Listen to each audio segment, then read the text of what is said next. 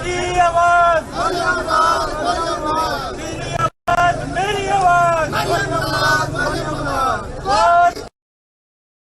Vote को, vote को, vote को।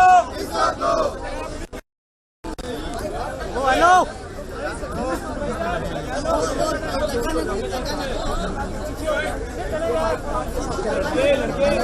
भजन बैठ गए, भजन नीचे बैठ जा भाई, बैठ जा भाई।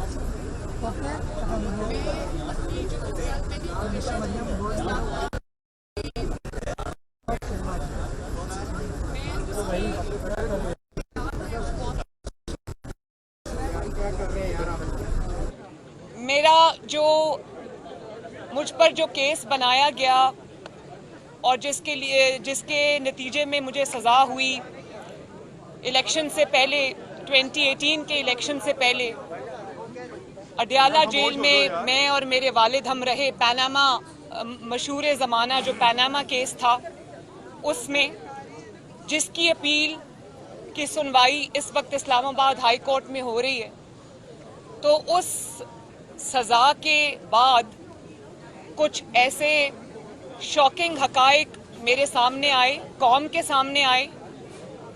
एक सिटिंग जज इस्लामाबाद हाई कोर्ट में, इसी हाई कोर्ट के जज जिसके बाहर मैं अभी खड़ी हूँ, उन्होंने शॉकिंग रेवोल्यूशंस किए, शॉकिंग उन्होंने जो हकाइक हैं वो कौम के सामने रखे। शौकत अजीज सदीकी साहब ने ये स्टेटमेंट दिया ऑन रिकॉर्ड, बाहर से शायद वो खिताब कर रहे थे, उनकी वीडियो है। इसके बाद उन्होंने अपना सुप्रीम जुडिशल काउंसिल में दस्तखत के साथ उन्होंने अपना बयान हल्फी जमा कराया, और वो हकाइक आज मैं कौम के सामने अपने केस के तनाज़ुर में एक दफ़ा फिर रखना चाहती हूँ।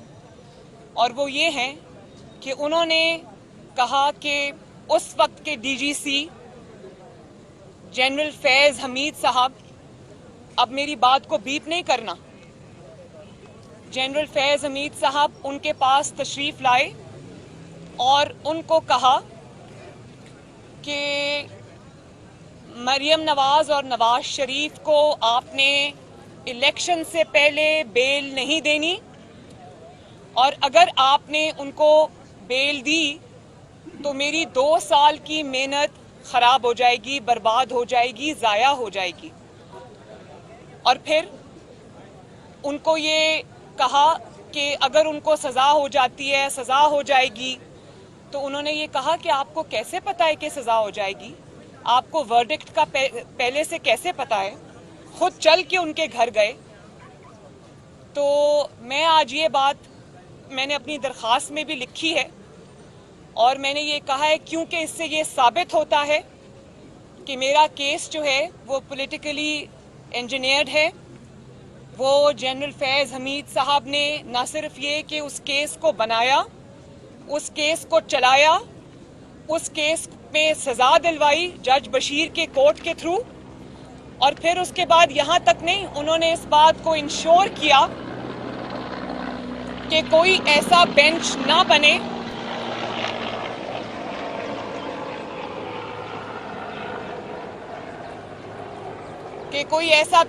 बने जो 2018 के इलेक्शन से पहले नवाज शरीफ साहब और मरियम नवाज को बेल ना दे दे, क्योंकि अगर उसने बेल दे दी तो इलेक्शन से पहले मरियम और नवाज शरीफ साहब बाहर आ गए तो मेरी तो 2 साल की मेहनत खराब हो जाएगी। तो अब मैं ये पूछना चाहती हूँ कि वो 2 साल की मेहनत क्या थी। वो 2 साल की मेहनत ये थी कि एक इलेक्टेड गवर्नमेंट को कमजोर किया जाए, उसको गिराया जाए, एक इलेक्टेड प्राइम मिनिस्टर को पैनामा करके उसको जीआईटी के सामने पेश किया जाए, वो जीआईटी जिसको आईएसआई का एक रिटायर्ड ब्रिगेडियर चलाता है, और उसके बाद आप उसके खिलाफ आप फैसला देते, आप उसको पैनामा की बजाय इकामा पर निकालते, फिर आप इलेक्शन चोरी करते, जोड़ तोड़ करते, मुस्लिम लीग नून को कमजोर करने की कोशिश करते हैं, उसके जो जितने भी लीडरान हैं, उसके जो वर्कर्स हैं, उसके जो ओहदेदारान हैं, उनके ऊपर आप मुकदमे बनाते हैं, उनको कहते हैं कि मुस्लिम लीग नून को छोड़ दें और मुस्लिम लीग नून की तरफ से इलेक्शन ना लड़े, इंडिपेंडेंटली इलेक्शन लड़ें, और जो आपकी बात नहीं मानते आप उनको सजा देते हैं, सजा के तौर पे आप उनको या तो हरवा देते हैं या उनके ऊपर आप मुकदमे बनवाते हैं, और उसके बाद आप ये कोशिश करते हैं कि इनको बेल ना मिले। तो मेरा तो ये जो मुकदमा है ये जनरल फैज साहब का बनाया हुआ है, उन्हीं का चलाया हुआ है, ये सजा भी उन्हीं के ईमा पर, उन्हीं की कोशिशों से दी गई है, इसलिए मेरा ये मुकदमा बिल्कुल स्टैंड नहीं करता। और मैंने अपनी दरख्वास्त में ये भी लिखा है कि कुछ जो पैनामा बेंच के जजेस थे वो हमारे खिलाफ दरख्वास्त गुजार बने। पाकिस्तान की 73 साल की तारीख में पहली मर्तबा ये हुआ, जब से नैब बना है कभी ऐसा नहीं हुआ। नैब का कानून ये कहता है कि अगर किसी के खिलाफ कोई रेफरेंस आता है तो जो नैब का चेयरमैन है वो उस रेफरेंस को देखता है, मीटिंग बैठती है, वो देखता है कि वो लीगली उसमें इतना दम है, वो उसको एग्जामिन करता है। लेकिन मेरे केस में, मियां साहब के केस में, नैब ने इस तकल्लुफ की कोशिश ही नहीं की। उन्होंने इस एक्सरसाइज से गुजरना मुनासिब ही नहीं समझा, क्योंकि ऑर्डर्स थे ऊपर से, तो उन्होंने बगैर देखे उन्होंने ये चीज़ जो है वो रेफरेंसेस उन्होंने दर्ज कर लिए। फिर हम पर मॉनिटरिंग जज भी बैठ गया, डे टू डे हमारी हेयरिंग हुई और उसके नतीजे में हमें ये सज़ा हुई। तो 2 साल की मेहनत तो पूरी कौम के सामने आ गई। मैं कल आज मीडिया की रिपोर्ट्स भी पढ़ रही थी, कुछ अखबारात की रिपोर्ट्स पढ़ रही थी, तो मैं ये समझती हूँ कि मीडिया की मजबूरी है, मीडिया के ऊपर बहुत प्रेशर है, आप मेरी बातों को नहीं चला सकते। लेकिन कुछ लोगों ने ये लिखा कि मरियम ने शायद किसी इदारे के ऊपर हमला किया है, मरियम ने किसी इदारे के वकार पर हमला किया है। तो मैं ये बात आज वाजे कर देना चाहती हूँ कि मैं समझती हूँ कि पाकिस्तान के जो आर्म्ड फोर्सेस हैं, पाकिस्तान की जो एजेंसीज हैं, वो किसी भी कंट्रोवर्सी से, किसी भी शक व शुबा से बालातर होनी चाहिए, और किसी एक फर्द की हरकत को जो उसके ज़ाती मकासद के लिए होती हैं, इदारे का नाम नहीं देना चाहिए। इदारा मुल्क का इदारा है, इदारा पाकिस्तान का इदारा है, वो किसी फर्द वाहिद का इदारा नहीं है। और जब फर्द वाहिद इदारे के पीछे छुपने की कोशिश करता है तो मैं ये समझती हूँ कि उसके पास अपनी जो एक्सेसेस हैं उनका जवाब नहीं है। तो मैं ये पूछना चाहती हूँ सवाल कि जब एक फर्द वाहिद जिसका नाम जनरल फैज हमीद है, अगर वो एक हाई कोर्ट के सिटिंग जज के घर जाता है और उसको ये कहता है कि फलां बेंच बनाओ, फलां बेंच ना बनाओ, तो क्या वो इदारे के वकार में इजाफा कर रहा है? जब वो पॉलिटिकल इंजीनियरिंग में मुलव्वस होता है, जब वो एक मुंतखब वजीर आजम को साजिश के जरिए इकामा पे निकलवाने की कोशिश करता है, जब वो मुंतखब हुकूमत को कमजोर करने की कोशिश करता है, जब वो जजेस से बेंच बनवाता है, तोड़वाता है, जब वो ये प्रेशर डालता है और गैर कानूनी काम के लिए जजेस को मजबूर किया जाता है, तो वो इदारे के वकार में इजाफा करता है। जब उसको ये वो तासुर देता है जज को जाके कि उसको पता है कि वर्डिक्ट क्या आ रहा है। भाई जज बशीर साहब ने क्या वर्डिक्ट देना है, आपको कैसे पता है कि वर्डिक्ट क्या आ रहा है? तो जब आप वर्डिक्ट की अनाउंसमेंट वर्डिक्ट के अनाउंस किए जाने से पहले करते हैं तो क्या आप इदारे के वकार में इजाफा करते हैं? जब आपको जो इस इदारे ने या कौम ने या आपके मुल्क ने या आइन ने आपको जो ओहदा दिया है, जब आप उस ओहदे का गलत इस्तेमाल करते हैं, जब आप अपने जो आइनी कानूनी इख्तियारात हैं जब आप उनसे तजावज़ करते हैं और आपके ज़ाती मफाद के लिए करते हैं और आपके किए हुए जो भी आपने इस तरह की ज्यादतियां की हैं, जब उसकी वजह से पूरे इदारे पे उंगली उठाई जाती है तो क्या आप उस इदारे के वकार में इजाफा करते हैं? और जब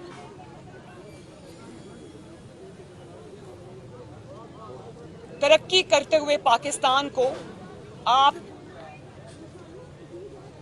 जो है वो अपने जाती मफाद की खातिर अंधेरों में धकेल देते हैं उस 2 साल की मेहनत के नतीजे में, तो क्या आपने इदारे के वकार में आप इजाफा करते हैं? अफवाज पाकिस्तान जो हैं वो मुल्क की ताकत है, हमारी ताकत है, कौम की ताकत है, लेकिन उस ताकत को जब कोई फर्द वाहिद अपनी ज़ात के लिए इस्तेमाल करता है, अपने ज़ाती मफाद के लिए इस्तेमाल करता है, तो वो इदारे की कौन सी खिदमत करता है? मैं उम्मीद करती हूँ और मैं ये भी बता दूं कि ये मेरी ज़ाती पिटिशन नहीं है, मैं एक बहुत छोटी सी इंसान हूँ, ये मेरी ज़ाती पिटिशन नहीं है, ये ज़ाती एप्लीकेशन नहीं है, ना मेरी ज़ात का मुकदमा है, ये उस अदलिया का भी मुकदमा है जिसको ये इस किस्म के किरदार जो हैं सामने रख के उनको दागदार करते हैं, उनको प्रेशर में लेके आते हैं, ये उनका भी मुकदमा है। और देखें, साकिब निसार साहब एक मिसाल है, मैं उनका नाम यहाँ पर नहीं लेना चाहती थी, लेकिन क्योंकि अब तारीख में ये बातें जा रही हैं तो ये बात मैं कौम के सामने रखना चाहती हूँ कि साकिब निसार साहब से जो भी फैसले लिए गए दबाव में, मुझे नहीं पता था उन पर क्या दबाव थे और क्या उनकी कमज़ोरी थी जो इनके हाथ में थी, लेकिन जिस तरह से उन्होंने अदलिया का जो वकार है, तकद्दस है, उसको पामाल किया, नवाज शरीफ साहब को उन्होंने एक इस तरह का उनके साथ वो कर लिया कि उससे जाती रंजिश की बू आने लगी। बार बार जो भी मुकदमा होता था उसमें सजा नवाज शरीफ को होती थी और उनको ना सिर्फ ये कि ना अहल किया बल्कि पार्टी सदारत से हटा दिया। तो जब इस किस्म के जो अदलिया के ऊपर वार होते हैं तो आज आप देखें, जनरल फैज साहब तो नजर नहीं आते, लेकिन साकिब निसार साहब पूरी दुनिया के लिए आज इबरत का निशान है। वो आज पब्लिक प्लेसेस पे नहीं जा सकते, वो आज किसी की फौतगी में, खुशी में, गमी में नहीं जा सकते क्योंकि उनको पता है कि लोग उनसे सवाल करेंगे। तो इस तरह जब अदलिया का चेहरा दागदार किया जाता है, अब आप ये देखें, जस्टिस खोसा साहब, अजमत सईद साहब, इन्होंने जो बातें की, गॉडफादर कहा, उन्होंने सिसिलियन माफिया कहा, तो ये हमारे चेहरे पे दाग नहीं है, ये दाग जो हैं ये उनके अपने किरदार पे लगे हैं। तो ये पीछे कौन था, मैंने आज कौम के सामने ये बात वाजे कर दी। तो ये मीडिया की भी जंग है। आपने कल मेरी पिटिशन नहीं चलाई, आपने पिटिशन में से जो ऐसी बातें थी जिनको आप चला सकते थे आपने चला दी। मैं आपको कसूरवार नहीं कहती, मैं ये समझती हूँ कि आपके ऊपर बहुत प्रेशर्स हैं और इन्हीं प्रेशर्स की मैं आज बात कर रही हूँ। मैं ये चाहती हूँ कि ये प्रेशर्स हमेशा के लिए ना रहें। तो ये जंग आपकी भी है, ये जंग अदलिया के वकार की बहाली की भी है और ये जंग जो है ये वो जंग है जिसके नतीजे में मैं अब अदलिया जो है मैं इसका भी समझती हूँ कि ये इनका भी इम्तहान है। अगर ये अदलिया चाहती है कि इसी तरह प्रेशर्स में ये फैसले इनसे लिए जाते रहें, मैं अभी सुप्रीम कोर्ट के जजेस का हवाला दूंगी। उनकी जो मीटिंग में कोर्ट के रिपोर्टर्स के थ्रू चीज़ें बाहर आई, उन्होंने खुद इस पे तशवीश का इजहार किया है कि ये जो परसेप्शन है वो जड़ पकड़ रहा है कि जजेस के ऊपर प्रेशर्स हैं और जजेस प्रेशर्स में फैसला करते हैं। तो उसमें आइन और मुल्क में आइन और कानून की हुक्मरानी नहीं होती, जिसमें इस तरह के प्रेशर्स एग्जर्ट किए जाते हैं, तो उस मुल्क का फिर वही हाल होता है जो 2 साल की मेहनत के नतीजे में आज 4 साल बाद पाकिस्तान का हाल है। तो 2 साल की मेहनत से पहले का तरक्की करता हुआ पाकिस्तान आप देख लें और 2 साल की मेहनत के बाद आज का पाकिस्तान आप देख लें, तो आपको बिल्कुल ऐसा लगेगा कि पाकिस्तान किसी जंग से गुजर के आया है। की करता हुआ पाकिस्तान अब बिल्कुल तनज़्ज़ुली करता हुआ पाकिस्तान है, और उसी 2 साल की मेहनत का नतीजा है कि पाकिस्तान मुल्क के अंदर महंगाई का शिकार है और मुल्क के बाहर तन्हाई और रसवाई का शिकार है। ये उसी 2 साल की मेहनत का नतीजा है। और आज मैं पूछना चाहती हूँ कि ये पंडोरा पेपर्स और ये जो बाकी इतने बड़े बड़े स्कैंडल्स आ रहे हैं, तो आज कहाँ है JIT? आज कहाँ है वो दरखास्त गुजार? उसको कौम ढूंढ रही है जो JIT जो पनामा साजिश केस को लेकर गया था, पनामा पेपर्स को लेकर गया था अदालत में। आज कौम उस दरखास्त गुजार को ढूंढ रही है, और आज कौम उस जस्टिस खोसा को भी ढूंढ रही है जिन्होंने इमरान खान साहब को कहा था कि लाएं दरखास्त मेरे पास, हम सुनते हैं, क्योंकि दरखास्त का फैसला तो पहले ही हो चुका हुआ था। तो आज कहाँ है वो JIT जिसको एक रिटायर्ड ब्रिगेडियर चलाता था? उनके सामने विटनेस हूँ। जब मैं JIT के सामने पेश हुई तो मुझसे सब सवाल उस रिटायर्ड ब्रिगेडियर ने किए, बाकी लोग डमी बन के बैठे हुए थे। ना नैब के नुमाइंदे ने कोई सवाल किया, ना बाकियों ने कोई सवाल किया, वो दबे हुए बैठे हुए थे। सब JIT को जो ड्राइव कर रहा था वो रिटायर्ड ब्रिगेडियर था, रिटायर्ड ISI का, और पीछे से जनरल फैज साहब कर रहे थे। तो आज बताएं मुझे, आज कहाँ है वो पनामा बेंच? आज कहाँ है वो नैब जिसने डे टू डे हमारा केस चलाया, नवाज शरीफ साहब का केस चलाया, कई सैकड़ों पेशियां हमने भुगती? तो आज कहाँ है वो सब? आज वो माहौल क्यों नजर नहीं आ रहा? जब आपसे सवाल होता है तो आप ये कहते हैं कि मैं हिसाब नहीं दे सकता, क्योंकि अपने जो दिए गए तोहफे हैं उनका हिसाब नहीं दे सकता क्योंकि गैर मुल्की सरबराह नाराज होते हैं। भैया आप गैर मुल्की सरबराहों को छोड़ दें, वो नाराज होते हैं, कम से कम ये तो बता दें कि आपने कौन से तोहफे लेके जेब में डाले। और आज जब आपके सामने इतने बड़े बड़े स्कैंडल्स आए हैं, तो आप मुझे ये बताएं कि वो स्कैंडल्स जो हैं उसके लिए आपने अपने जो कौन सा वो है जिसको इन्होंने टास्क दिया अकाउंटेबिलिटी का, इंस्पेक्शन कमीशन, जिस इंस्पेक्शन कमीशन को आप खुद चला रहे हैं, वो इंस्पेक्शन कमीशन आपकी ATMs के बारे में क्या तहकीकात करेगा? तो आज वो मेहनत हमें कहीं नजर नहीं आ रही। और जब इमरान खान साहब ये कहते थे, हम सुन के कान पक गए कि नवाज शरीफ अंपायर को साथ मिला के खेलता है। मेरी इस दरख्वास्त के जरिए आज कौम पर वाजे हो गया कि इमरान खान साहब ने अंपायर को साथ मिलाकर मुंतखब हुकूमत को गिराया, उसके खिलाफ साजिश की। पहले हम उसको भी 2014 से वो शुरू हुए, धरनों से जो बात शुरू हुई, और उसके बाद आज तक वो अंपायर को साथ मिला के खेलते हैं, और उस अंपायर का नाम है जनरल फैज हमीद। तो मुझे इन बातों का जवाब चाहिए। और ये बात जब कहते हैं हम ये बात जब कहते थे तो कहते थे कोर्ट में क्यों नहीं लेके जाते, नाम क्यों नहीं लेते? आज मैंने नाम भी ले लिया और कोर्ट में भी ले गई।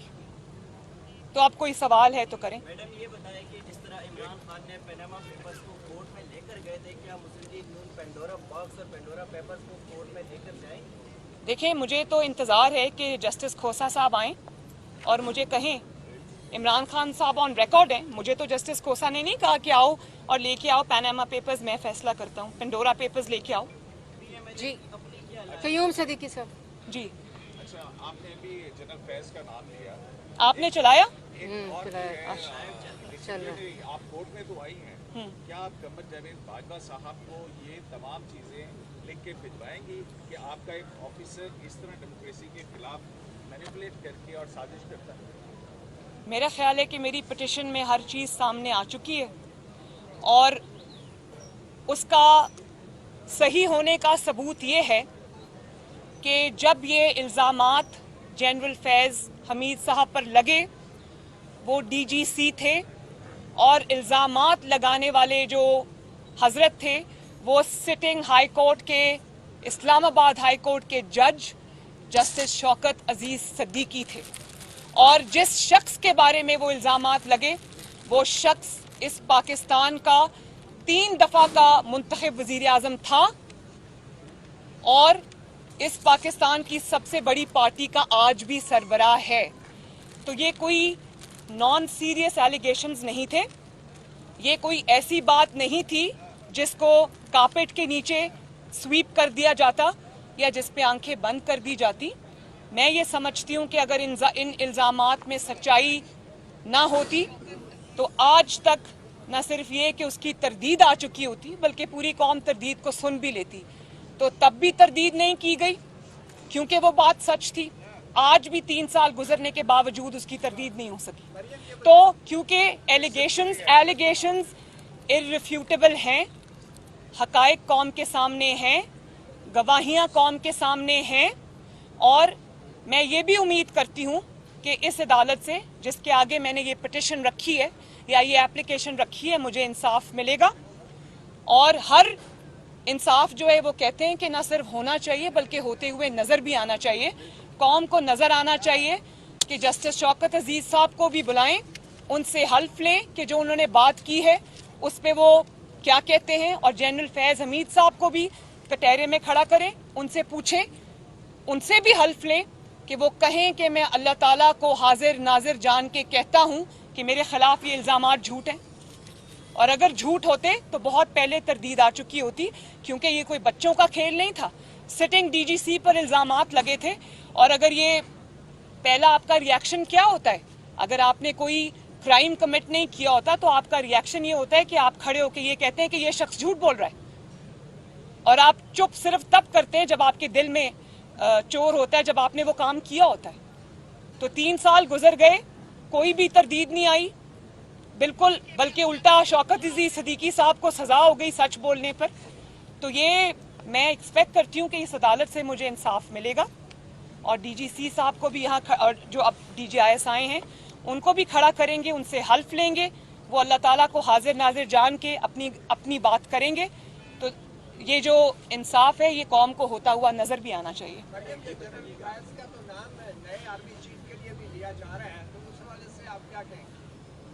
देखें, ये बहुत कबल अज़ वक्त बात है। जो शख्स इस किस्म की कार्रवाइयों में मुलव्वस रहा हो उसका एहतसाब होना चाहिए उसको, बल्कि इतने बड़ी बड़ी उनकी ग्लेयरिंग चीज़ें शायद 73 साल की तारीख में कभी नहीं मिलती। तो अब तो उनका एहतसाब होना चाहिए। ये इस किस्म के शख्स को कोई और ओहदा दे देना और वो भी इतना इम्पोर्टेंट ओहदा देना, ये मैं समझती हूँ कि ये कौम के मुंह पे तमाचा है, आइन और कानून की हुकूमत के मुंह पे तमाचा है। अच्छा मैडम, आपने बात बार आप करने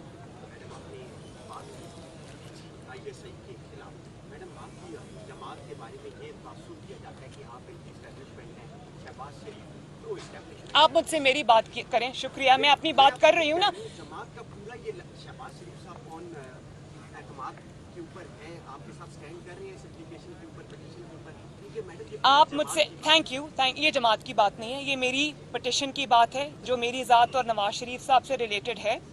और नवाज शरीफ साहब और मैं समझते हैं कि ये बात बिल्कुल सच है और ये हमारी अपना जंग है, हमारी अपना केस है, हम लड़ रहे हैं ना, जमात को बीच में ना लाएं। आपने शौकत सिद्दीकी साहब के बयान को बनाया है अपनी एप्लीकेशन में, ये सिर्फ आपके पास ये बयान ही है या कुछ वीडियोस थी जो जैसे इसहाक डार साहब दरिया के पार बैठ के कह रहे हैं कि मेरे पास ऐसी वीडियोस हैं जो धमाकेदार हैं, और आज आपने जो बयान किया, आपने आज से कुछ ऐसे पहले कहा था कि आर या पार की सिचुएशन पे मैं जा रही हूँ, क्या आर या पार आज हो गया या कोई इसके बाद भी कोई ट्रेलर आना, या ये सिर्फ ट्रेलर है कोई अभी? देखिए, शौकत अजीज सिद्दीकी साहब की गवाही कोई छोटी गवाही नहीं है, ये कोई ऐसे शख्स की गवाही नहीं जिसको दुनिया जानती नहीं थी। और ये गवाही उन्होंने तब दी थी जब वो सिटिंग हाई कोर्ट के जज थे, सिटिंग जज ने दी थी, किसी आम इंसान ने नहीं दी।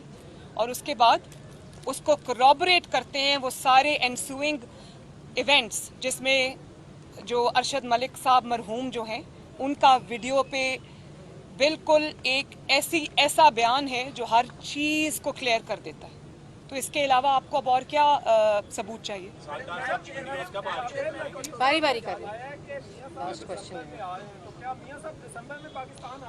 आज की पिटिशन पे रहे हम, अगर और कोई पिटिशन से एप्लीकेशन से मुतालिक सवाल है तो बताइए। इससे रिलेटेड एक क्वेश्चन ये भी है कि सरदापा वीडियो होने के बावजूद और मामला सुप्रीम जुडिशल काउंसिल में होने के बावजूद जेल में नैब का तसलसल था, कितना जय मानी? देखें, ये जो तसलसल की बात होती है ना, उसी शख्स को बरकरार रख, इसका मतलब है कि पीछे मेलाफाइडी इंटेंट है और ये डील हुई होती है कि तुम मेरे दुश्मनों को विक्टिमाइज करना, मैं तुम्हें एक्सटेंशन देता जाऊंगा। तो मैं ये समझती हूँ कि उनको एक्सटेंशन देना गैर कानूनी है। शौकत अजीज सिद्दीकी की तो आप हटा देते हैं, काजी फाइज ईसा को आप कटहरे में खड़ा कर देते हैं और चेयरमैन नैब को आप एक्सटेंशन देते हैं। इसका मतलब है कि आप किसी गुनाह में मुलव्वस हैं और उस गुनाह के तसलसल के लिए आप ये एक्सटेंशन चाहते हैं।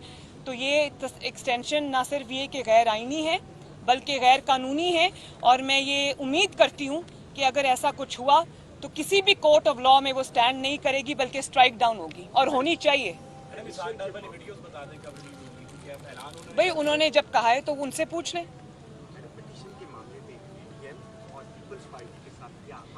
थैंक यू वेरी मच जी, सवाल खत्म हो गए आपके। Thank you so much. जी आपके